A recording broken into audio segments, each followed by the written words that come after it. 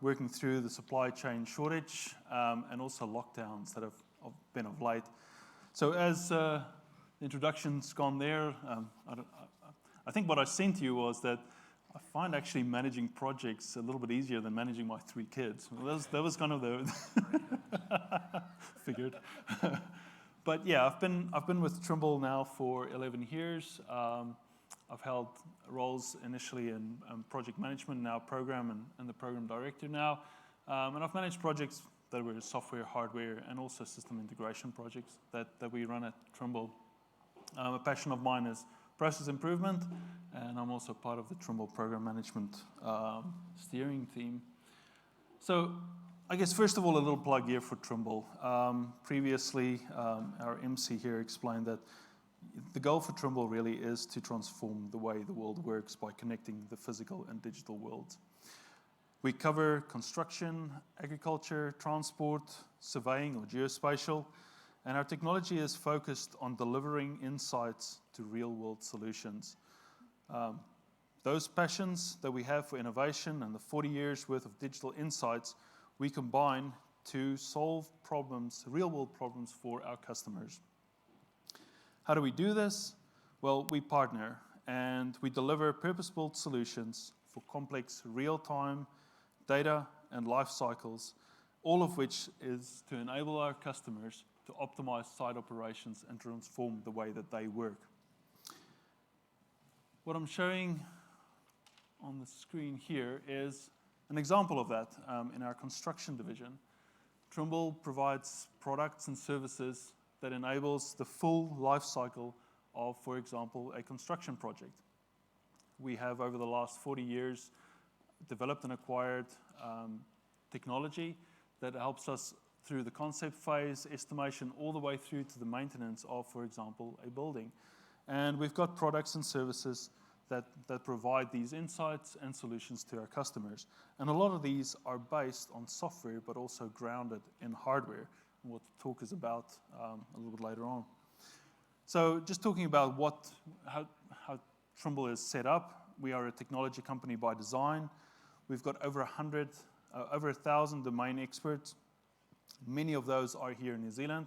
From a footprint perspective, Trimble is about 12,000 people worldwide, of about 400 of those here in Christchurch.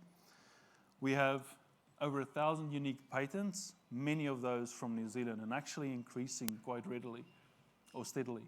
And then the important bit on the page here is really that split. 65% of our R&D currently is in software, but it's underpinned by quite a substantial amount of hardware. Quite a bit of spend there, as you can see, in research and development, and we're heavily investing in analytics, cloud, and autonomy, all about those data insights that I mentioned before.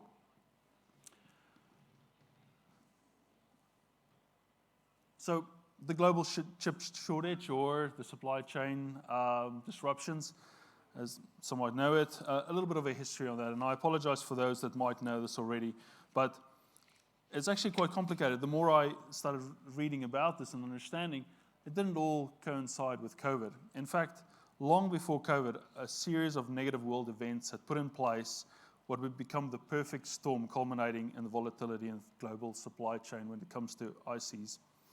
First, we had some trade wars, mostly between US and China. Tariffs were raised on some products that the Chinese suppliers were using to create, in particular, wafers. Beijing responded with some tariffs of their own. And in 2020, there was a blacklisting of China's largest chip maker, SMIC, which some of you will be familiar with. Additionally, another trade war that many people will not know about is between Japan and Korea. Early in 2019, Japan implemented some export constraints on materials used for the manufacturing of chips. As you imagine, or can imagine, there's quite a few chip makers in Korea, and of course this again added to the increased lead times and the price rises that we see today in the chip market. COVID, of course, brought with it further restrictions and further impacted the material shortages. And couple that with a spike in consumer goods as government stimulus started kicking in and during COVID times, it was really the perfect storm. Now, if you think that was all, there's even more. There's a series of fires, a series of droughts, and then also some plants that didn't come into operation quite as expected, all leading to what we have today. The stage was certainly set for technology providers, including Trimble, to have some difficulties here. So how did this affect us? Well, in 4 ways. First of all, we had general part shortages. These were across the entire portfolio and was really driven by increased in MOQs and also lead times. We had the inability to travel as a result of COVID, and the impacts was not just to our new product introduction, MPI, but also to continuous product improvement, or CPI. Increased in end of life was seen over this period. Chip makers had to prioritize basically what they were going to be spending their rare resources on, and in many cases those were funneled to new technologies. And if you were using some IC from say a few years ago, you were in serious trouble. Trimble was in the same boat there. And then just increased in costs. Oftentimes we had to buy parts in vast volumes, also buy from brokers, and this all culminated in a large increase in cost and therefore a reduction in our margin. And all of this was happening at the time when demand for products from Trimble never been higher.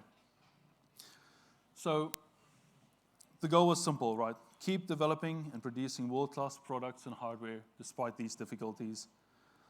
For Trimble and my division in particular, we focused on 3 key areas. The first one was, how are we going to be able to do remote new product development? We needed to find ways to overcome the ability to travel. Secondly, some design improvements all around flexibility and making sure that we were able to design product where we could dual source, where we focused on long life components and really understood the life cycle of the components that we were using. Tools, in the past we weren't using many of these, but we started engaging with manufacturers of supply chain tools such as Z2 Data. These are tools, and I'll talk a little bit about that later on, that helps you predict when there will be disruptions in supply. And then finally, when all else fails, you can throw some money at it. End-of-life buys and risk buys, they ensure launch and continued production, but they come at a significant cost. So first up, remote MPI, and hopefully that video will go. So I guess I broke this into two parts. We had obviously existing suppliers and existing contract manufacturers and ODMs that we work with quite a lot. And for new product introduction, and particularly continuous improvements, we focused heavily on the relationship we already had with those contract manufacturers. That included a lot of videos, a lot of webcams, a lot of conversations with these manufacturers. And what I'm showing there on the side is a video of an assembly of one of our latest products there. This would normally have been observed in person. We would have gone through a pilot and people would have traveled there. And in this case, we were relying heavily on documentation such as these to help us through difficulties and figuring out where we were going wrong and also how we could improve the assembly process. The next one, a bit more challenging, was working with new ODMs. So Trimble, while we design and do late-stage assembly, a lot of our work is contracted out to ODMs and contract manufacturers. The normal bid process for these were conducted in terms of setting up the ODM and comparison of the quotes and shortlisting based on cost and details of quality. But we couldn't go there. We couldn't vet what they were telling us, and we couldn't see firsthand the products that they were implementing. So we had to invent, and we had to use basically remote qualification by using qualified agents. They did a lot of work for us, particularly in Taiwan, TUV Taiwan, for example, qualified some of our contract manufacturers, and based on quality, the manufacturing capability they had, and their R&D. Again, lots of video calls with these folks while we were developing the product and getting it up and running. And I guess one of the things we learned quite early on was if we were going to have this sort of relationship with an ODM or a contract manufacturer, there's a few key characteristics that we had to instill from the start with these relationships. One was accountability, where that lied, particularly with the ODM, open discussions about problems and how we might go about solving them, and lean approaches to that development. We didn't have a lot of time in many cases. If we were developing something that was to replace an end-of-life component, we had to move quite quickly. Next was design improvements, and really all the way, or the main focus here was changing our design process and our philosophy to ensure that we had flexible design. Flexible design in various ways. Flexibility first in terms of the components we used, the different vendors that we could get those components from, but also the way that we source them. Could we buy the same device from more than one vendor? The preference to components that were long-lived. We spent a lot of our time the last 2 years understanding the component life cycles for the components that we use. Previously, we would just assume that they would be around for a long time. Not so anymore.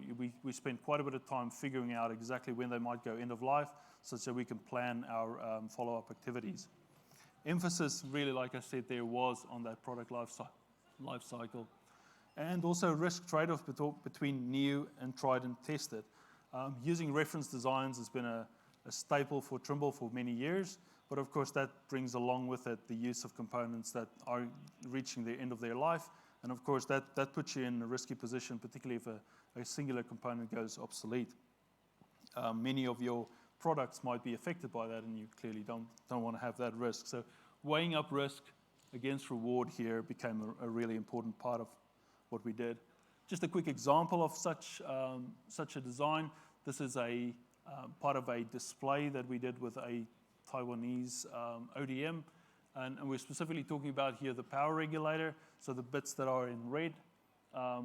Those parts of the circuit we identified early on as being components that we were not sure of supply. We could not get them from multiple sources, and therefore we needed to work in a way or a plan to bridge any gaps. And you can see that what we did there was to come up with modules or individual components that we could exchange and swap in and out.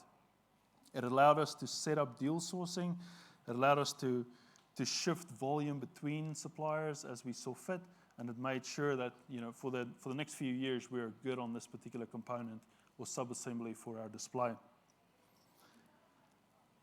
Next was supply chain tools. So again, in the past, we would have not spent a lot of time on supply chain and understanding the life cycle, but the supply shortage certainly emphasized the need for that. Z2 Data is a tool that we use quite regularly now.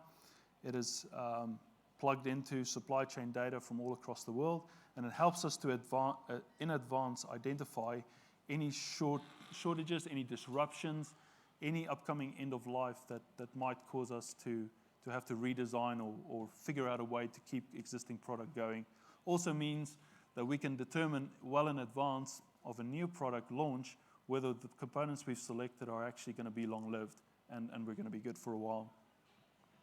And of course, like I said, implement some strategies around that in advance. Again, just a quick example here. Z2 Data for one of our ECMs or electronic control modules. It's showing in this graph that we have a few parts going end of life in 2023, more in 2027, and having such information allows us to plan ahead and actually get some projects on deck and start working on these to try and have replacements in place as soon as these hit. We've also got in this one a number of single source parts. Again, that's risk for us. The more we buy from just a single supplier, the more risky things becomes, and also sole sourced parts, single manufacturer of a single part number. Again, this tool and others identify this sort of risk, and you can upload an entire BOM of a hardware component and be able to pull data like this. Finally, I guess there's the throw money at it option as well. if you can't plan and you can't overcome end of life or reduce the risk, there is, of course, your last option, which is to actually buy components at risk and in advance. When you're talking about new development, NPI, then we could buy them in advance of pilot or production. It's a bit risky, right? You're not quite sure that this product is actually going to be the one that you sell, so it can be quite expensive. And it's obviously not something you want to do on a regular basis. However, it does overcome some significant lead time issues which the component shortage has brought about. Extending the life of an existing component, as I've mentioned before, one of the ways that Trimble felt the impact of this shortage was some components that we were relying on being taken off the price pages of silicon manufacturers because they had to prioritize where to put their manufacturing. One way we could extend life in lieu of having end-of-life activities already initiated was to go and buy what we call last-time buys. So generally just through a broker or directly if you can, and generally at a premium, some amount of components that we could then set aside and we could then use for the foreseeable future. It also enabled us, in a few cases, to start some end-of-life activities, which, or we could start end-of-life activities at the right time, given the resources that we had available to work on components. So I guess in conclusion, on the supply chain and how it's impacted us and how we've learned from it, complacency was certainly not an option for us. We've learned a lot over the last 2 or 3 years. Product life cycle and component product life cycle has become a key focus for us at Trimble. It underpins a lot of what we do in terms of our hardware and the software that runs on top of that. And so without the hardware, the other 65% that we spend on software is just not going to be commercially viable. So understanding that was a key part of what we did. And then the balancing, I've already kind of spoken about this a little bit, but balancing short-term speed with long-term quality and sustainability. Oftentimes in the past, we would have picked reference designs that we've used before, which brought about a certain amount of components that were already quite advanced in their life cycle, and we're trying to actively mitigate that these days and work on new components. So successes, over the last 2 years, despite COVID, we've had several projects at ODMs see light of day and have been released from Trimble. Some of them are in the marquee tent there, if you've happened to walk past. And many more are underway at the moment.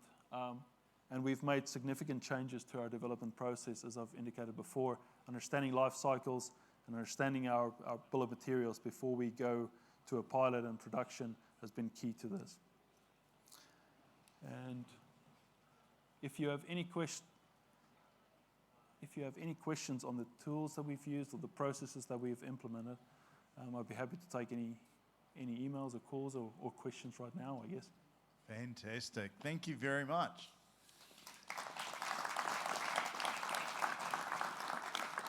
Alrighty, we've got a couple of questions, which is awesome. Thank you to everyone who has posted questions. Actually, there's quite a few.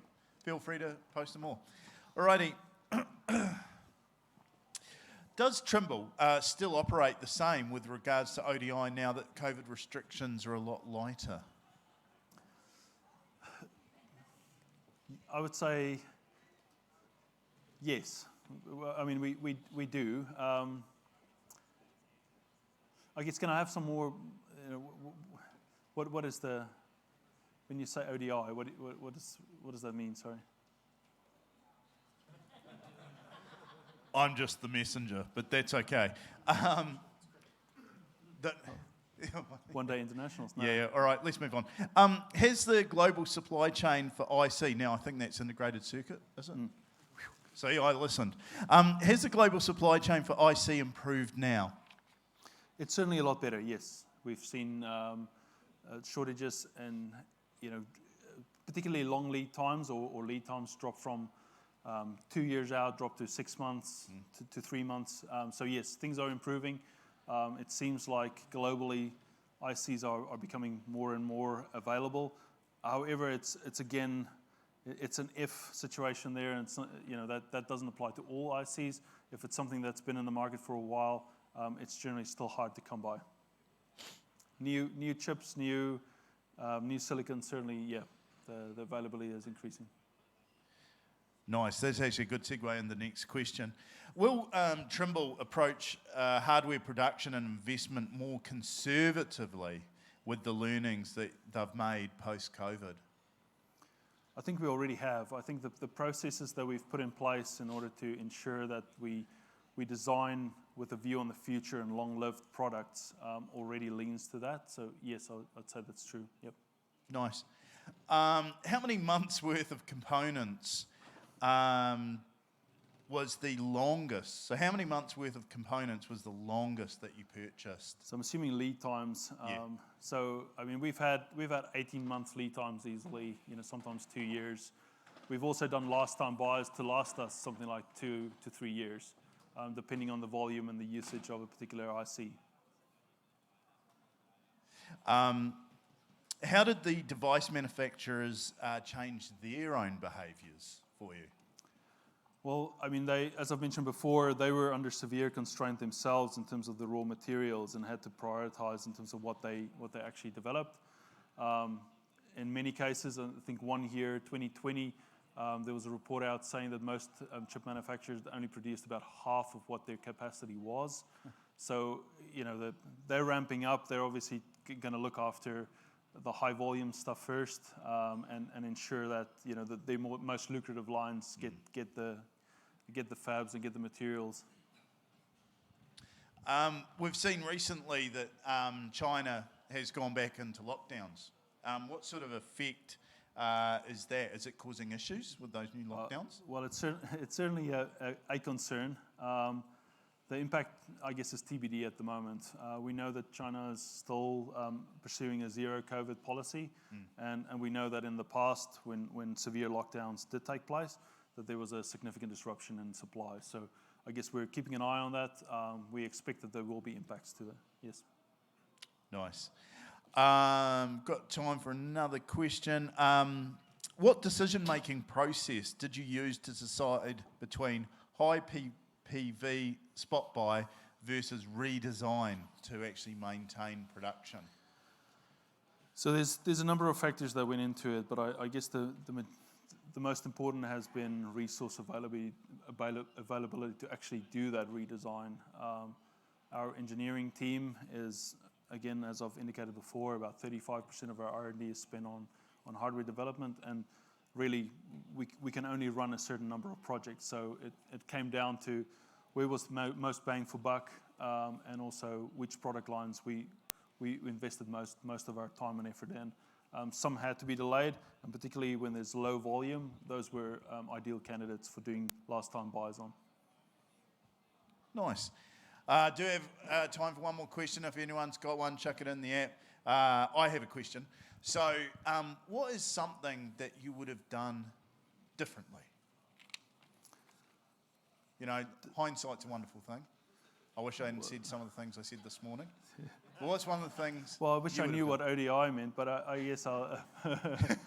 but I guess I think the thing that we've learned over the last 2 years is our process was not geared to handle the supply chain disruption that we have seen.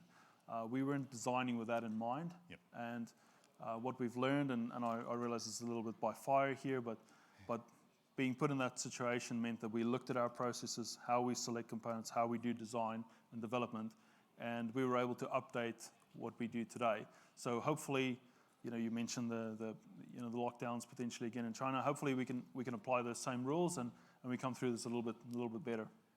We certainly have been able to work quite well with our ODMs and CMs, contract manufacturers and device manufacturers, despite our inability to travel. Nice. Well, thank you very much. Appreciate your time presenting. We have a small gift for you. Thank you. So, yeah. Awesome. Thanks. Thank you very much.